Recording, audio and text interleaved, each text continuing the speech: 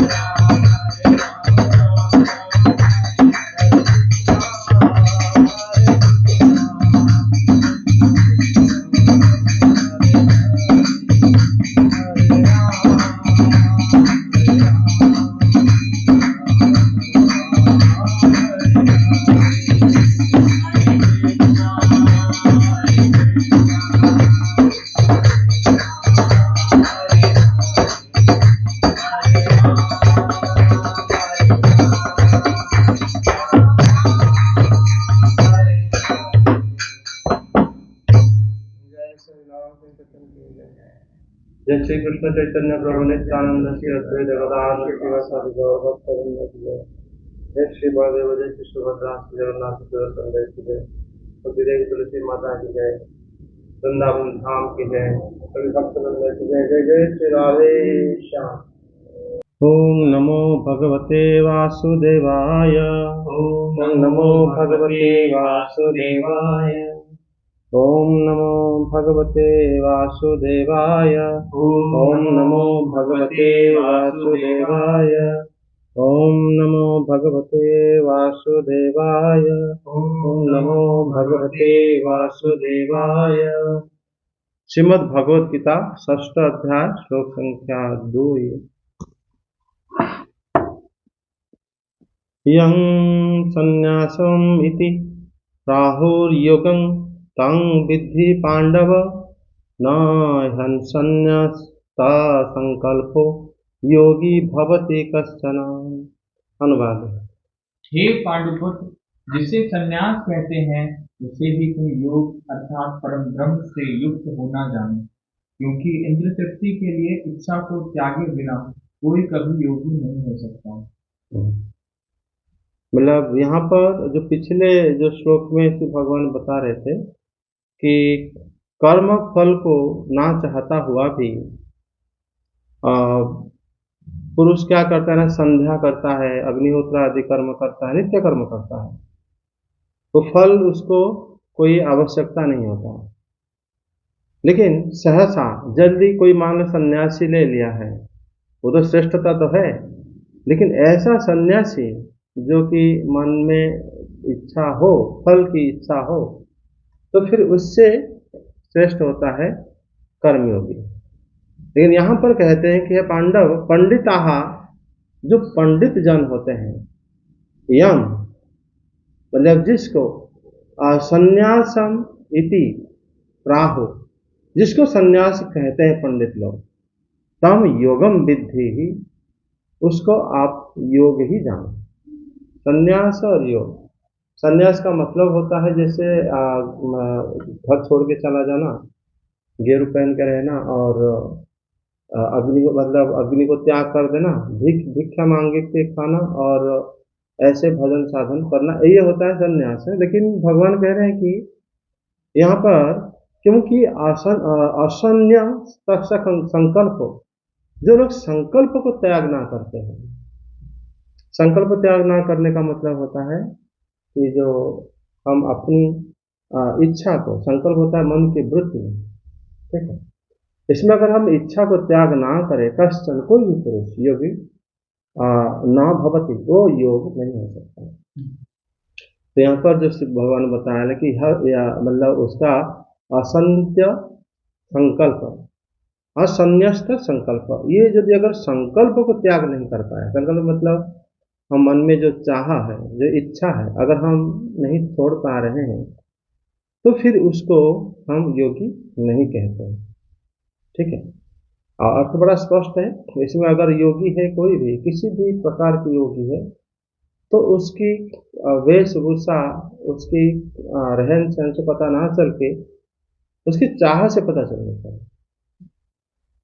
अगर मान लो वो चाह वास्तव में हम दूसरों के लोगों से ढूंढने से अच्छा कि हम अपने आप में देखें कि क्या हमारे अंदर कोई चाह है। जो चाह नहीं है तो हम योगी होते हैं और संसार से उद्धार हो जाते हैं। श्रीधर स्वामी बात कहता है ये श्लोक में,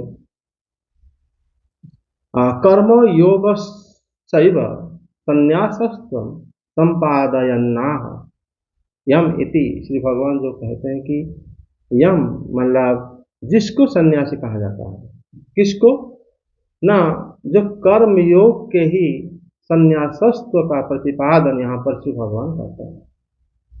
मतलब श्री भगवान श्री कृष्ण जब सन्यासी का परिभाषा बदल दिया। सन्यासी आज भी अन्य संप्रदाय में सन्यासी है, और सन्यासी को वो बहुत बड़ा स्थिति मानते हैं, वो तो ठीक है, लेकिन श्री भगवान की नजर में सन्यासी होता है, न्यास तो करेगा, लेकिन वो न्यास करता है कर्म, ठीक है। कर्म योग को ही जो न्यास करता, कर्म योगी ही, जो कर्मयोगी है वही सन्यासी है। पंडित जन इसी को ही सन्यास कहते हैं। और पंडित जन जिसको सन्यास श्रेष्ठ बताते हैं, केवल फल के त्याग के कारण, उसको ही योग कहा जाता है। मतलब यहाँ पर कहते हैं कि यं संन्यासं प्राहो प्रकर्षेण श्रेष्ठत्वेनाहो। सीधो स्वामीपाद कहते हैं कि सन्यास इसीलिए श्रेष्ठ है क्योंकि वो फल की त्याग वो कर देता है।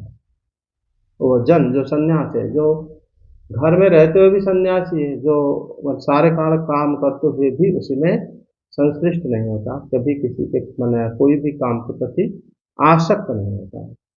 तो यहाँ पर मतलब सीधो स्वामीपाद श्रुति से मतलब उदाहरण देके बताते हैं कि संन्यास एवात्य तेरा, श्रुति कहता है कि संन्यास सबसे श्रेष्ठ है। ठीक है, सारे जितने भी आश्रम है, गृहस्थ आश्रम, वानप्रस्थ आश्रम, संन्यास आश्रम सबसे श्रेष्ठ है। संन्यास आश्रम सबसे श्रेष्ठ क्यों है, इस जिज्ञासा अगर किसी का होता है तो श्री भगवान देखो यहाँ पर संन्यास आश्रम को लाकर प्रत्येक स्थिति में रख दिए, चाहे ब्रह्मचारी हो, चाहे गृहस्थ हो, चाहे वानप्रस्थ हो, संन्यास हो। अगर हम लोग गृहस्थ हैं, अगर हम गृहस्थ को मान के चलते हैं तो वो संन्यास आश्रम पहले की जो श्रेष्ठपन, संन्यास आश्रम में जो श्रेष्ठपन है वो इसीलिए है क्योंकि इसमें जो कर्म फल का संकल्प को त्याग करना होता है, इसलिए वो श्रेष्ठ है। संकल्प मन का जो इच्छा होता है किसी भी वस्तु के प्रति, तो हम चाहते हैं और फिर जब इच्छा नहीं होता फिर हम उसको हटा देते हैं। ये दोनों को ही संकल्प कहते हैं, चाहना और किसी वजह से ना चाहना। मतलब हम कहेंगे कि हम काम तो करते हैं लेकिन हमारे किसी के प्रति मतलब मैं उदासीन हूँ। अगर उदासीन हो लेकिन आप अगर आपके अंदर घिन भाव है, हीन भाव के ये अच्छा नहीं, मैं तो कर्मयोगियों में से लक्ष्य में पढ़ूं, तब भी तुम संकल्प को त्याग नहीं करा, क्योंकि संकल्प में मन का जो वृत्ति है, इसका मतलब ये नहीं किसी को हम हीन भावना की दृष्टि से या मन से मतलब ईर्ष्या की दृष्टि से उसको छोड़ें, बल्कि उसका सारे कार्य करते हुए हम उसके प्रति आसक्त ना हो। ये होता है, यहाँ पर बताते हैं कि यही सन्यास, इसीलिए सन्यास श्रेष्ठ है। मतलब सन्यासी होते हुए भी देखो श्री नारद सन्यासी होते हुए भी उन्होंने माता कयाधु जब मतलब वो प्रसव करने वाली थी, एक स्त्री को आश्रम में लेकर रखे और उनका हर चीज भरपाई करे, खाना पीना रहना। सन्यासी हो गए कैसे करें, क्योंकि वास्तव में वो फल की इच्छा नहीं रखते, लेकिन सारे कार्य अच्छे से करते हैं, देखो भी करते हैं, जहाँ पर जो भी कुछ जरूरत है वो सारी चीज देते हैं, लेकिन फिर भी उसमें आसक्त नहीं होते।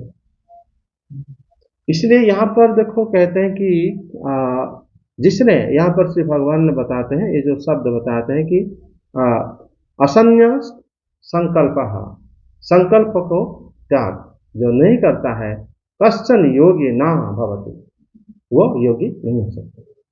सर नारद जी एग्जाम्पल दिया, सर नारद जी सन्यासी कैसे होंगे? नारद जी जब गृहस्थाश्रम नहीं लिए, विवाह का उन्होंने परिव्राजकाचार्य हुए, लेकिन सर सन्यासी को सर भिक्षा ही मांगनी पड़ेगी, और भिक्षा नहीं मांगते। नारद जी मतलब श्री ब्रह्मा जी से जो दीक्षा लिए हैं, वो जो हम लोग यहाँ पर जब जाते हैं कहीं पर, मान लो यहाँ पर जो सन्यासी होते हैं शरीर धारण करने के लिए भिक्षावृत्ति होती है, और श्री नारद जो है धर्म प्रचार करने के लिए सर्वत्र जाते हैं और उनको जो मिलता है वो ले लेते हैं, ग्रहण तो करते हैं।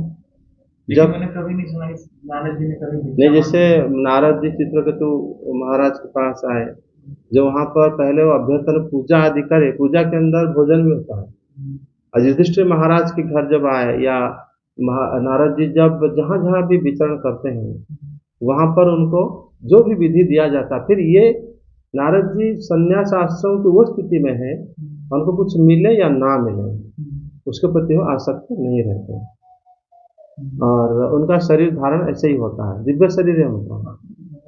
हाँ, और दिव्य शरीर है इसीलिए उनके शरीर में वो क्षुधा, पिपासा, तृष्णा ये सब नहीं होता।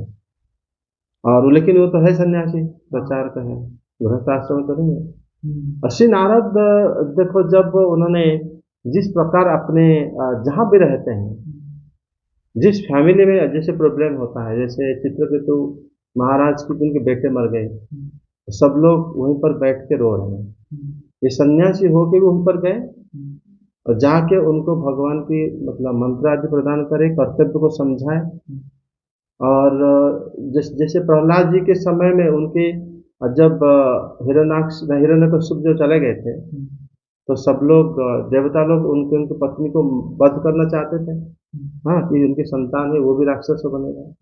लेकिन श्री नारद उनसे मतलब उनको समझाए, फिर उनसे लेके गए। तो इस सन्यासियों को कोई कहेगा तुम्हारे इसमें क्या इंटरेस्ट, समझे कि नहीं? मतलब वास्तव में वो संकल्प को त्याग कर चुके हैं, इसलिए जो करते हैं वो भगवान कृष्ण की सेवा हो जाता है। अगर जिसका संकल्प है वो किसी किसी काम को अच्छा कर सकता है, कोई कोई काम बुरा भी कर सकता है, लेकिन जो संकल्प त्याग कर चुका है वो जो काम करता है वो काम ही कृष्ण की सेवा हो जाता है, उसमें कोई उसको इच्छा ही नहीं है, लेकिन सर्वत्र भगवान को देखता रहता है, वो सारे कार्य उन्हीं के लिए करता रहता है। तो इसलिए यहाँ पर जो श्री भगवान बोला है कि असन्यत संकल्प कश्चन योगी न भवति, वो कभी योगी नहीं हो सकता इच्छा त्याग बिना। और श्री अर्जुन को कहते हैं कि हे अर्जुन, जो सन्यास जो श्रेष्ठ है उसको तुम योगी ही समझो, क्योंकि योगी मतलब कर्म योगी, ठीक है, कर्म फल की मतलब इच्छा को त्याग करना ही समझो। क्योंकि जिसने कर्म फल संकल्प को त्याग नहीं किया वो कर्मनिष्ठ अथवा ज्ञाननिष्ठ कोई भी क्यों ना हो योगी नहीं हो सकता। अगर तुम्हें इच्छा है किसी भी प्रकार की और संकल्प है मन में, तो तुम्हें ज्ञान रास्ता भी अपना नहीं पाओगे, पाओगे तब भी योगी नहीं कहलाओगे, और कर्म के माध्यम में भी योगी नहीं कहलाओगे। देखो, सबरी माता जब श्री भगवान को प्रतीक्षा करते हुए वो आश्रम में प्रत्यह झाड़ू बहार लगा के, फूल लगा के, हाँ, और बेर ला के प्रत्यह रखती थी, और फिर जिस दिन मतलब जब खराब हो जाता था, मतलब जिस दिन भगवान नहीं आए, फिर उनको दफना देते थे, फिर दोबारा ऐसे, मतलब कितने दिन से कर रहे थे।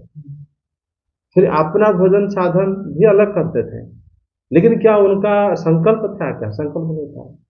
लेकिन फिर भी उनके जो रास्ता जिसमें फूल बिछाते थे या जहाँ पर वो साफ सफाई करते थे, वहां पर अगर कोई बच्चे वगैरह आके उनको डिस्टर्ब करना, कि लोग आके, तो फिर भी उनको भी तो मना करते थे, उनसे मतलब उनको समझाते थे। क्यों?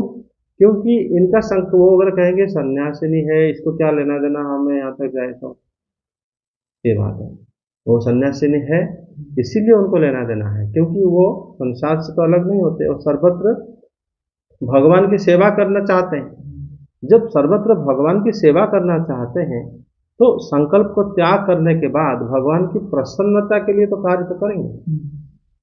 और जो मतलब आलसी होकर छोड़ दिया कि मैं तो सन्यासी हूँ, बहुत जगह में आप देखोगे, जब मैं पूर्वाश्रम में जब ब्रह्मचारी था, उसमें बहुत सारे संस्था एवं बहुत सारे आश्रम बहुत सन्यासियों से मिले, बहुत एक एक जगह आश्रम जैसा है, वो कोई कार्य इसलिए नहीं करते, हमें क्या जरूरत है कार्य करने की, वो तो कोई ना कोई आके दे देंगे, हम उससे भोजन कर लेंगे। और लेकिन साफ सफाई मंद लोग जो आते हैं उनको भगवान के बारे में बताना, प्रचार करना, ये सब नहीं, कोई कोई लोग उदासीन दिखाते हैं, वो वास्तव में उनका जो इच्छा है कुछ और है।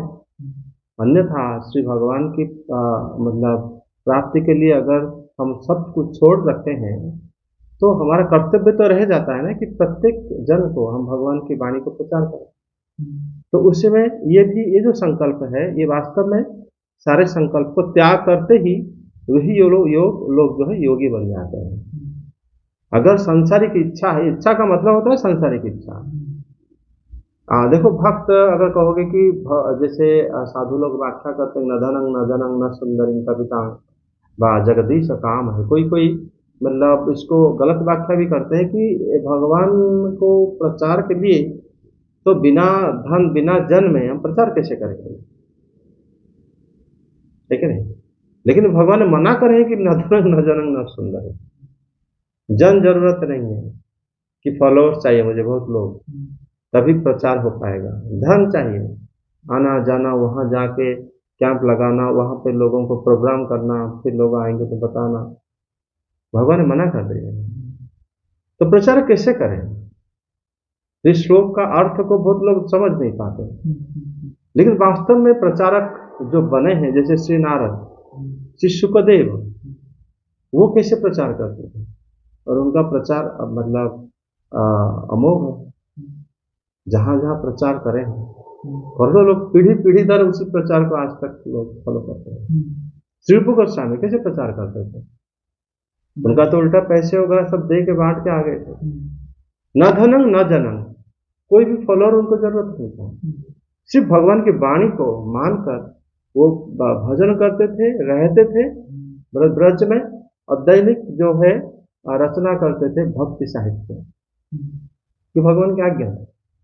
तो सर भगवान की आज्ञा का पालन करना भी तो संकल्प है। संकल्प कैसे हुआ, अगर उसमें जैसे सनातन गोस्वामी करते थे, ग्रंथ रचना करते थे, उसी में बहुत मान लो ऑब्स्टैकल आया कि वहां पर बहुत मच्छर होने लगे,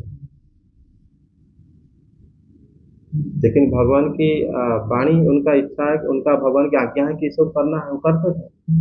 लेकिन जो बाहर से प्रॉब्लम आए उसके लिए क्या करना चाहिए उनको, फिर वो जाके मथुरा में मच्छरदानी खरीदना, अगरबत्ती, मच्छर कच्छा छाप अगरबत्ती लाओ या कुछ लाओ, ये जलाओ, फिर जला के बैठो, फिर उसका इंतजाम करो, फिर ये कैसे करोगे, प्रचार कैसे करोगे।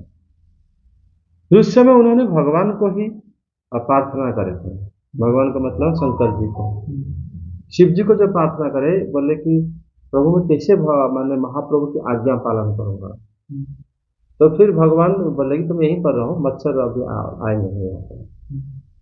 तो फिर ये जो चीज, अगर वो उसके वजह से प्रॉब्लम तो आता है, लेकिन उस वजह से अगर तुम फिर दूसरे रास्ता अपना लिया कि मुझे उसके लिए इंतजाम करना पड़ेगा, तो उसी में हम फंस जाते हैं। संकल्प त्याग ये नहीं हुआ। तो यानी गुरु की आज्ञा का पालन करना उस संकल्प में कौन नहीं होता है ना, वो संकल्प नहीं होता, उसमें क्या है ना, तुम कर्मयोगी हो गए। और उसीलिए महाप्रभु की वाणी जो है, न धनंग न जनंग न सुंदरिंग कविता जगदी से काम, जब उन्होंने मना कर दिए हैं तो उसको मना करे हैं, उसी को मान के ही प्रचार करो, उसी को मान के ही चलो, सब संप्रदाय। लेकिन कोई कोई नहीं समझता, सोचते हैं कि हम अगर धन नहीं लाएंगे तो कैसे प्रोग्राम होगा, कैसे लोग जानेंगे, इससे कम लोग जानते हैं। सर अब जैसे आपने ये बता दिया, अब सर संस्था अगर कोई बनाना चाहता है, कोई संस्था में है, तो अब वो कैसे प्रचार करे। संस्था में अगर है तो प्रचार करने के लिए संस्था में, संस्था से तुम लोग संस्था रहे कहाँ रहे, खाने पीने के लिए तो रह रहे हो। नहीं सर, जैसे कोई मान लो इस्कॉन में है, अब उसमें आपका लेक्चर सुने, तो अब वो कैसे प्रचार सही ढंग से, क्योंकि वहां पर बहुत लोग आते हैं, तो उनको सबको बिठा के भगवान की वाणी को उनको सुनाए, और वो लोग सुने और उसी हिसाब से घर में जाके उसको पालन करें, और उनका जो समस्या प्रॉब्लम है उनको समाधान करें, ये प्रचार है। और जब जरूरत पड़ेगा, जब फिर इसी तो इतना सरल नहीं है, फिर धीरे धीरे इनको प्रॉब्लम आ सकता है, उसी समय उनको सामने भी आ सकता है कि हम यहाँ रहें या बाहर रहें या क्या करें। इससे भगवान को शरण में जाके जो स्थिति आए उस स्थिति करना चाहिए। उसी में सिर्फ ये सोच लेना नहीं चाहिए तो मैं जैसे एक सन्यासी कहे, अगर मैं छोड़ दूं, मैं रहूंगा क्या, मैं तो बेघर हो जाऊंगा, मैं होमलेस हो जाऊंगा। तो होमलेस तो हम पहले से है ही वो वही चाहते हैं कि मतलब घर छोड़ दें तो फिर हमारे यहाँ पे जो खाना पीना रहना और कहाँ रहेंगे, ये चिंता आ जाता है। लेकिन भगवान की शरण में रहना चाहिए। तो सर जैसे मतलब चैतन्य महाप्रभु ने कहा, ना धनम ना जनम ना सुंदरी कविता, तो सर मेरे को लगता है जो भगवान का भक्त प्रचार कर रहा होगा तो मतलब चारों नहीं होंगे। नहीं होते, उसके पास लोग भी नहीं होंगे, धन भी नहीं होगा। नहीं, लोग तो होते हैं, प्रचार किसको करेगा? नहीं सर, लेकिन वो लोग भी ऐसे होते हैं जिनको ये जरूरत होता है, और भगवान मतलब उनको आके इसी तरह रखते हैं ताकि वो उन्हीं के साथ ही उनसे सारे लोग साधु के दर्शन क्यों नहीं कर पाते? अगर तुम मतलब जैसे एडवर्टाइज के जरिए तुम अगर साधु को ढूंढोगे कि फोन में खोलो कहाँ पर ज्यादा फॉलोअर किस पे है, किससे ज्यादा सब्सक्रिप्शन है, वो बड़ा साधु होगा, हम इसी ढंग से अगर यह विज्ञापन हो गया ना, तो इसके माध्यम से वास्तव में साधु थोड़ी ढूंढ पाता, नहीं ढूंढ पाता, तभी तो हमारा कल्याण नहीं हो पाता। जो लोग आज किसी संस्था में है वो लोग फिर छोड़ देते हैं, फिर आज अच्छा काम करते हैं जबरदस्ती, फिर कल उसको छोड़ देते हैं। अगर वो करते हैं, उनके घर वाले नहीं करते, उनके घर में उनके बच्चे नहीं करते, क्या बच्चे और करते हैं, पिता माता नहीं करते, फिर वो बच्चे करते कर थोड़े दिन जाने के बाद वहां पर किसी से शादी कर लेते हैं। बोले उनका उद्देश्य धर्म का यही था कि यहाँ पर आए थे, हम कोई एक अच्छे लड़के मिलेंगे, हम शादी करें, मतलब भावना जो संकल्प हमारे हृदय से जाता नहीं है, वो रहता है कहीं ना कहीं, वो रास्ता ढूंढता है। लेकिन जब श्री कृष्ण के कथा सुनोगे कोई, वास्तव में वो छोड़ देगा सब कुछ, तो समझना इसलिए बड़ा कठिन होता है। यहाँ पर बताया श्री अर्जुन को कि जिसने कर्म फल के संकल्प को त्याग नहीं किया वो कर्मनिष्ठ अथवा ज्ञाननिष्ठ नहीं हो सकता।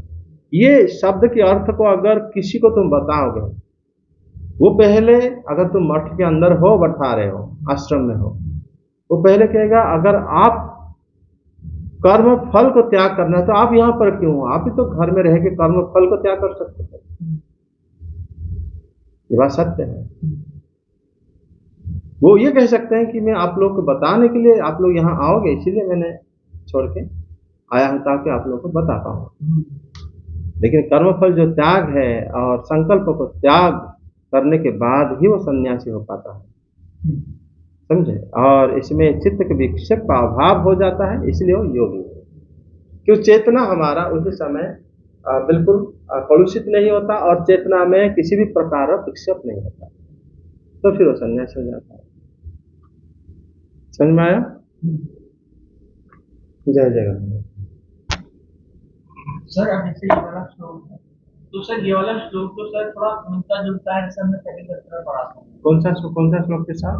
कि सर जो मतलब अर्जुन जी पूछते हैं भगवान से कि मतलब एक जो स्वरूप व्यक्ति होता है उसके क्या लक्षण है? तो सर चित्त प्रज्ञा का भाषा, वो हाँ इंद्रियों को संयम करके बैठता है। और हाँ पता है यहाँ पर और आगे आ गया, यहाँ आगे आ गया कि सन्यासी कौन है, जो सर्वश्रेष्ठ मार्ग बताया गया है सन्यासी, वो था चित्त प्रज्ञा का भाषा। जो चित्त प्रज्ञा है कैसा, क्या लक्षण है उसका, यहाँ पर अर्जुन जी पूछ रहे हैं। देखो बहुत सारे शब्द है हमारे शास्त्र में। अर्जुन जी के प्रश्न था कि यहाँ पर जो सन्यासी होते हैं वो क्या मतलब, उसको हम क्यों ना अपनाएं, वो भी तो एक श्रेष्ठ मार्ग है, श्रुति कहता है।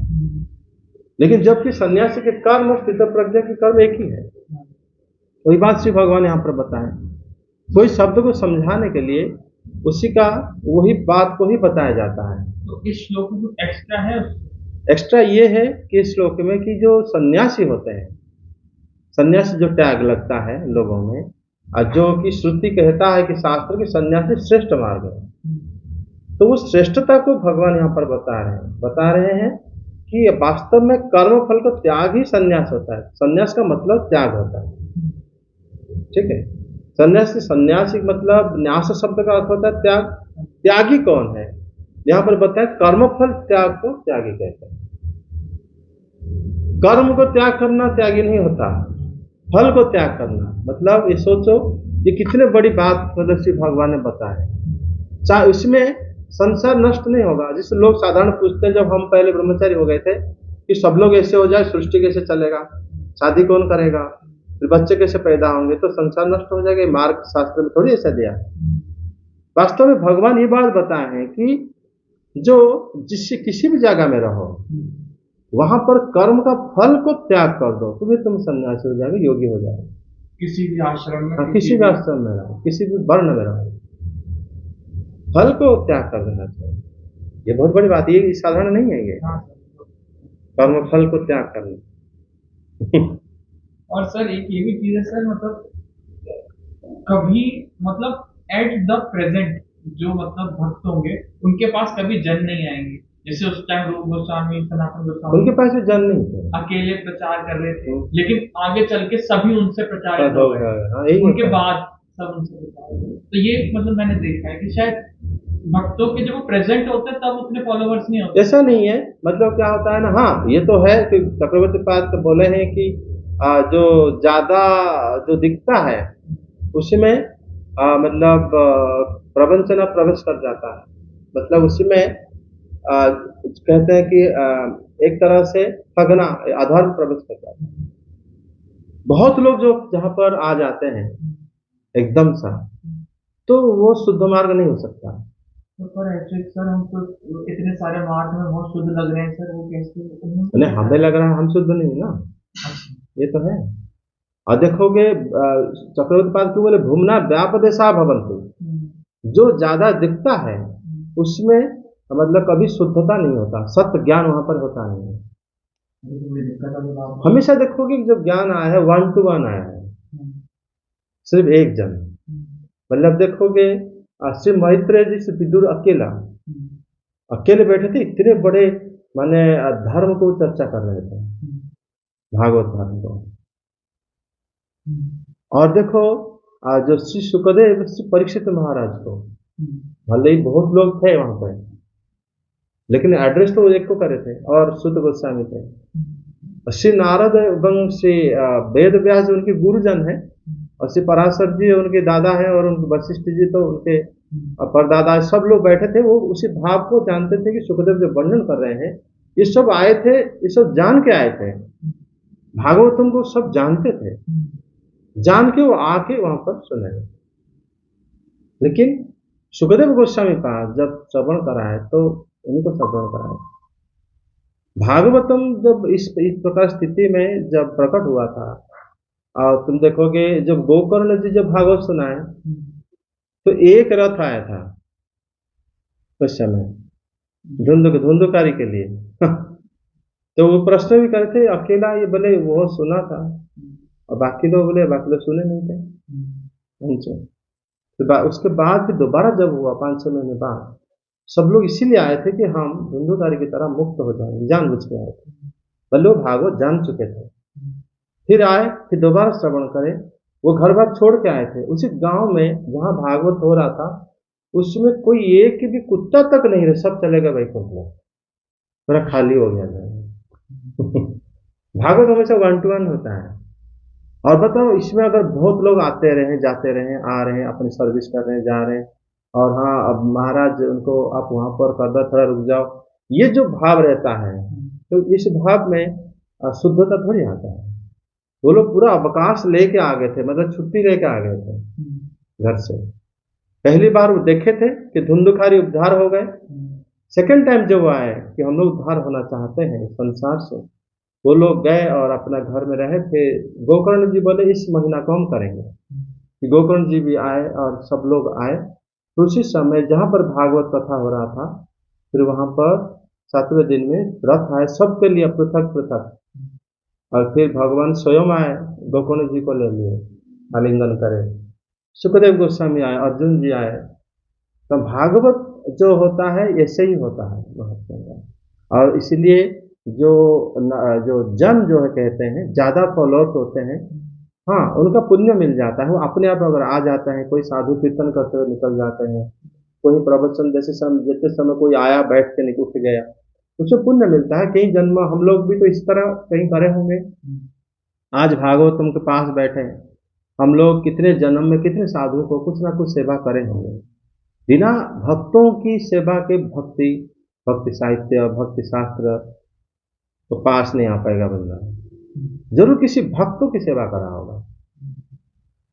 भगवान की सेवा करे हैं नहीं करे हैं इस तो संदेह है, लेकिन भक्तों की सेवा अगर करा होगा, भगवान की भक्त निज जन, तो जरूर उसका फल मिलता है। और इसीलिए यहाँ पर तुम जो प्रश्न करेगी ये जो प्रचार बहुत लोगों में होता है, ऐसा नहीं होता। और श्री भगवान लेकिन कहे हैं कि मेरे वाणी को प्रचार करना चाहिए, लेकिन एक जन से कोशिश करता है, भगवान ने बोले हैं, जो आग्रह है जिसके अंदर श्रद्धालु है उन्हीं से भगवान की चर्चा हो जाता है वाणी से। और जो नहीं है और उसके लिए हम सभा करके लोगों को बुला के सबको, हालांकि जहाँ पर भागवत होता है सबको एक बार बोल देना चाहिए, और जो नहीं आएगा तो उसके लिए हम क्या कर सकते हैं, ये होता है। तो फिर सर जैसे कहते हैं चैतन्य महाप्रभु ने मतलब बहुत आसान कर दिया भक्ति सबके, सर आसान था करता था फिर भक्ति तो हमेशा टफ है। महाप्रभु आसान क्या करे, महाप्रभु मतलब हरिनाम सब समय में ले सकते हो, ये बात बोले हैं। इन सब लोग हरिनाम लेते हैं, प्रत्येक समय में लेते हैं, लेते लेते वो भाव उदय होता है। भाव उदय होने के बाद वो सब भगवान भक्ति का अंग को भी तो रूप गोस्वामी को बोले हैं व्याख्या करने के लिए। रूप गोस्वामी इसको 5 अंग श्रेष्ठ माने, 64 अंग भक्ति का है। तो उसी में आ जाता है कि भागवत श्रवण, धाम में भास, भगवान विग्रह की अर्चन, साधु सेवा, हरिनाम संकीर्तन इत्यादि। इसमें श्रेष्ठ है हरिनाम संकीर्तन। तो इसी से ही लोगों के कल्याण हो जाता है। जय जगन्नाथ।